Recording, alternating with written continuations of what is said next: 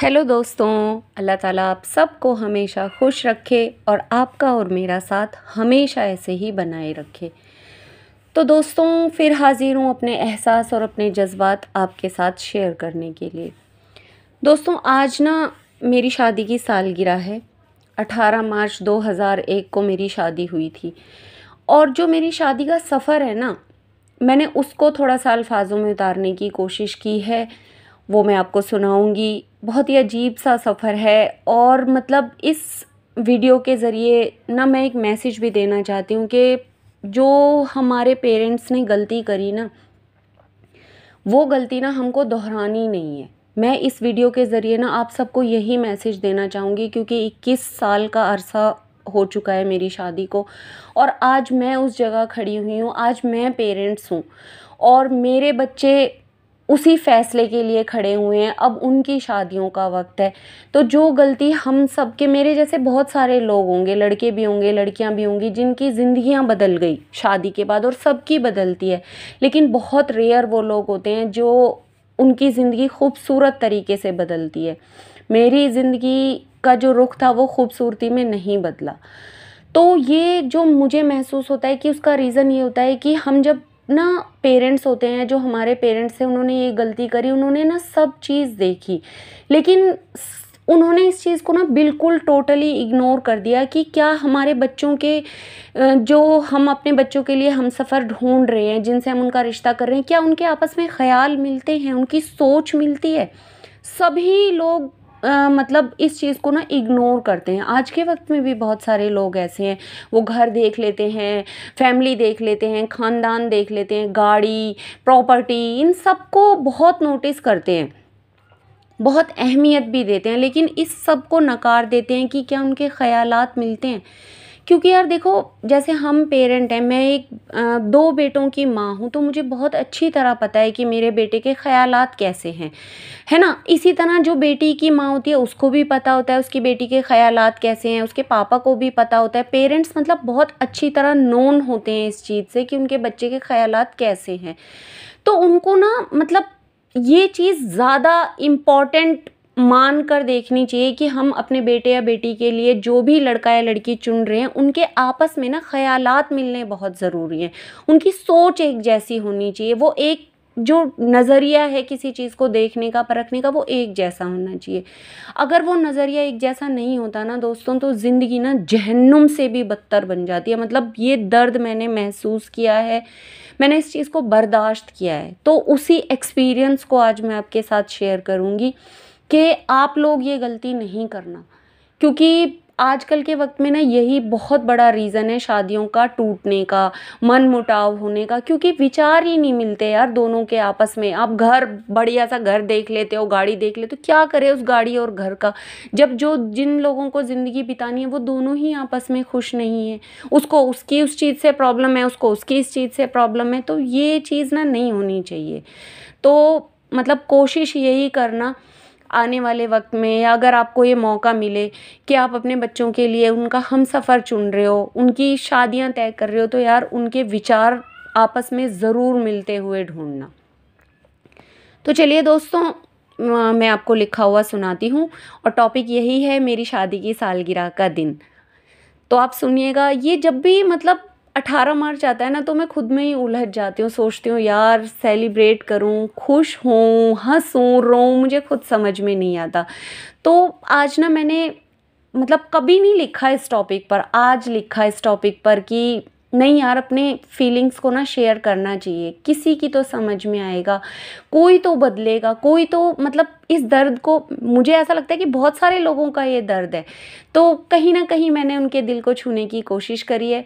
तो आप सुनिएगा और बताइएगा। ये जस्ट मेरी फीलिंग्स हैं जो मैं महसूस करती हूँ अपनी शादी की सालगिरह वाले दिन।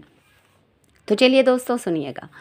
शादी की सालगिरह, हर साल ये दिन आता है, मुझे खुद में उलझा कर बीत जाता है। मेरी ज़िंदगी का रुख पलट गया था इस दिन और मेरा मुझ में कुछ भी बाकी नहीं रह गया था इस दिन। मेरी ज़िंदगी का रुख पलट गया था इस दिन और मेरा मुझ में कुछ भी बाकी नहीं रह गया था इस दिन। एक अजनबी का थाम कर हाथ, एक अजनबी दहलीज पर खड़ी हुई थी मैं इस दिन। हज़ारों ख्वाहिशें, हज़ारों अरमान दिल ने भी सजाए थे इस दिन।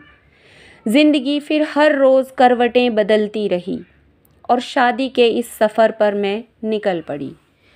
न जाने कितने उतार चढ़ाव, न जाने कितनी ठोकरें और न जाने किन किन मोड़ों से मैं गुज़र गई।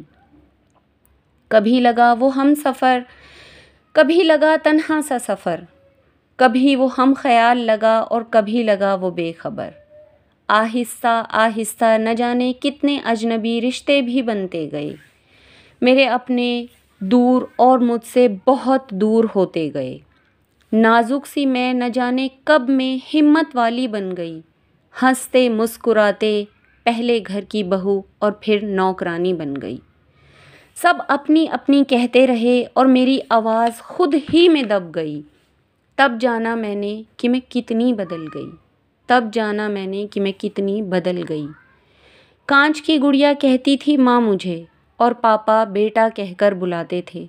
कांच की गुड़िया कहती थी माँ मुझे और पापा बेटा कहकर बुलाते थे। और ससुराल में मैं फिर बिन सैलरी की फुल टाइम मेड बन गई। और ससुराल में मैं फिर बिन सैलरी की फुल टाइम मेड बन गई। हर रिवाज थोपा गया, औकात से बढ़कर आजमाया गया। कुछ तो खामी होगी मुझ में भी, कुछ तो खामी होगी मुझ में भी कि हर इल्ज़ाम मुझ पर ही लगाया गया। वक्त ने फिर बदली करवट, थामा मेरा हाथ और उस नर्क से मुझको निकाल लिया। वक्त ने फिर बदली करवट, थामा मेरा हाथ और उस नर्क से मुझको निकाल लिया। तब मुझे यूं लगा जैसे मेरे सब्र का खुदा ने मुझे अज्र दे दिया। तब मुझे यूं लगा कि जैसे मेरे सब्र का खुदा ने मुझे अज्र दे दिया। फिर भरी मेरी ख्वाहिशों ने उड़ान और अपने पैरों पर खड़े होकर मैंने ज़माने को भी दिखला दिया। फिर भरी मेरी ख्वाहिशों ने उड़ान और अपने पैरों पर खड़े होकर मैंने ज़माने को भी दिखला दिया। अल्हम्दुलिल्लाह। खुद भी इल्म हासिल किया और न जाने कितनों में ही इल्म बांट दिया। खुद भी इल्म हासिल किया और न जाने कितनों में ही इल्म बांट दिया। अपनी ज़िंदगी को फिर से मैंने अपने अंदाज में जीना शुरू किया। अपनी ज़िंदगी को फिर से मैंने अपने अंदाज में जीना शुरू किया और खुदा का बहुत बहुत शुक्र है कि उसने मुझे ये दूसरा मौका दे दिया। और खुदा का बहुत बहुत शुक्र है कि उसने मुझे ये दूसरा मौका दे दिया। मेरे इस सफ़र की दास्तां बड़ी अजीब है। मेरे इस सफ़र की दास्तां बड़ी ही अजीब है और मेरी शादीशुदा ज़िंदगी की तस्वीर भी बड़ी ही गमगीन है। हर रंग इस तस्वीर में दर्द से भीगा हुआ है। हर रंग है इस तस्वीर में दर्द से भीगा हुआ। हर किरदार है इस तस्वीर में खुद ही से खफा खफा। तभी तो मैं कहती हूँ हर साल ये दिन आता है और मुझे खुद में उलझा कर बीत जाता है। 21 बरस का अरसा गुजार कर आज भी मेरा हमसफ़र मुझसे अनजान है। दोस्तों ये बहुत बड़ी बात है और मुझे ऐसा लगता है कि ना मेरे जैसे ना बहुत सारे लोगों की दास्तान है, चाहे लड़का हो चाहे लड़की हो, मतलब इतने साल हो जाते हैं शादी को लेकिन फिर भी ऐसा लगता है कि आप उससे अनजान हो। चलिए ज़्यादा नहीं बोलती, सुनिएगा। 21 बरस का अरसा गुजार कर आज भी मेरा हमसफ़र मुझसे अनजान है। 21 बरस का अरसा बिता कर दिलों में बचा नहीं एक दूजे के लिए ज़रा सा भी प्यार है। 21 बरस का अरसा बिताकर एक दूजे पर एक दूजे के इल्ज़ाम भी बेशुमार हैं। 21 बरस का अरसा बिताकर एक दूजे पर एक दूजे के इल्ज़ाम भी बेशुमार हैं। न जाने किस मंजिल तक पहुँचेंगे हम, बस यही बाकी एक सवाल है। न जाने किस मंजिल तक पहुँचेंगे हम, यही बाकी एक सवाल है। कुछ खट्टी कुछ मीठी सी यादें अक्सर मुझे हंसाती और रुलाती हैं। कुछ खट्टी कुछ मीठी सी यादें अक्सर मुझे हंसाती और रुलाती हैं। तकदीरें भी कैसे हम सफ़र बनाती हैं। तकदीरें भी कैसे कैसों को हम सफ़र बनाती हैं। राहों पर तन्हा तन्हा गुज़रते हैं जो हम ख्याल नहीं होते।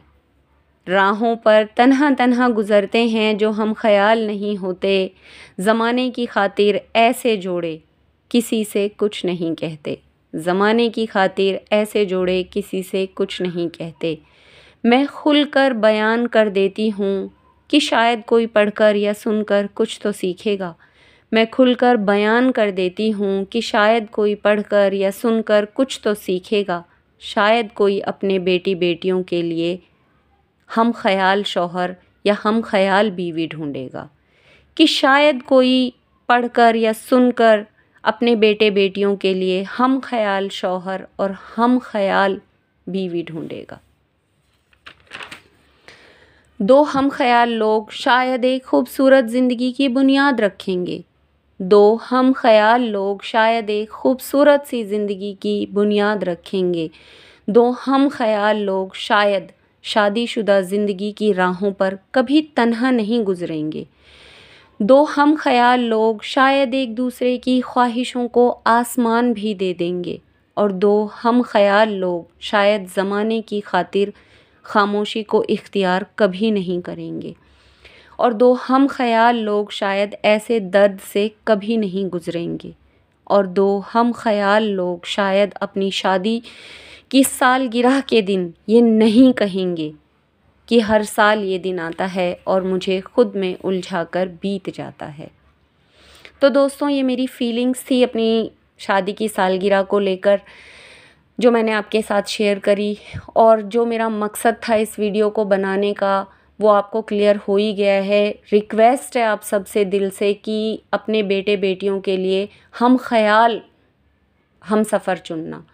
जब भी अगर कुदरत या खुदा आपको मौका दे किसी का भी रिश्ता तय करने के लिए, तो प्लीज़ यार उसका घर बार नहीं देखना, सिर्फ ये देखना कि क्या उन दोनों के ख़यालात एक जैसे हैं। अगर पता है ख़यालात एक जैसे होंगे ना, तो वो ज़िंदगी की हर मुश्किल को हंसते हंसते आसानी से लड़ जाएंगे, हर मुश्किल को दूर कर लेंगे।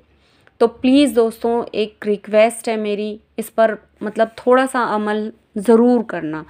और दूसरी बात मैं ये कहना चाहूँगी कि पता है मतलब मुझे ऐसा लगता है, मुझे नहीं पता मैं सही हूँ या गलत हूँ, लोग बाग ना अपनी फीलिंग्स को कहने से डरते हैं, अपने एक्सपीरियंस को शेयर करने से डरते हैं।